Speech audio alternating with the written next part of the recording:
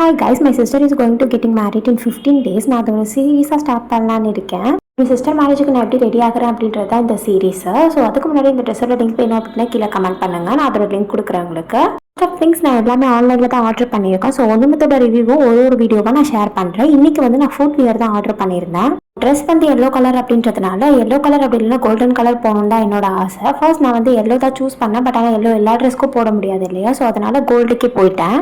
Heel அதுலேயுமே நிறைய confusion. Heel choose பண்ணலாமா இல்லை இந்த மாதிரி ஷூ சூஸ் பண்ணலாமா அப்படின்னு சொல்லிட்டு நிறைய கன்ஃபியூஷன் இருந்தது. அதுக்கப்புறம் ஹீல் வேண்டாம் அப்படின்னு சொல்லிட்டு ஷூவே போயிடலான்னு சொல்லிட்டு தான் ஷூ சூஸ் பண்ணேன். சோர்ஸ் பண்ணி தான் இந்த ஷூ வந்து நான் ஆர்டர் பண்ணியிருந்தேன். நல்லாவும் இருந்தது ரிவ்யூஸ் எல்லாம். ஸோ ஓகேன்னு சொல்லிட்டு தான் நான் ஆர்டர் பண்ணியிருந்தேன். ரிவ்யூவோட நேரில் வந்து பார்க்குறப்ப சூப்பராக இருந்தது, நல்ல குவாலிட்டியில் இருந்தது. ஸோ பிஃபோர் ஆர்டர் போட்டது எதுக்குன்னா குவாலிட்டி இஷ்யூ ஏதாவது இருந்ததுன்னா ரிட்டன் போடுறதுக்கு தான் சச்சவே. But the quality is awesome. கொடுத்துருக்க ஸ்டோன் ஒர்க் கூட நல்ல குவாலிட்டி ஃபினிஷிங்காக இருந்தது.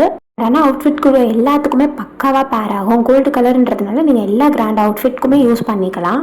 இன்னும் அப்கமிங் பிரைட்மைட் அப்படின்னா மறக்காம என்னோட சேனலை சப்ஸ்கிரைப் பண்ணி வச்சுக்கோங்க. அடுத்தடுத்து வர வீடியோவில் நான் என்னென்ன அவுட்ஃபிட் சூஸ் பண்ணியிருக்கேன், அதுக்கு என்னென்ன ஆக்சசரி சூஸ் பண்ணியிருக்கேன்றதை மறக்காமல் ஷேர் பண்ணுறேன். Stay tune for that video. Subscribe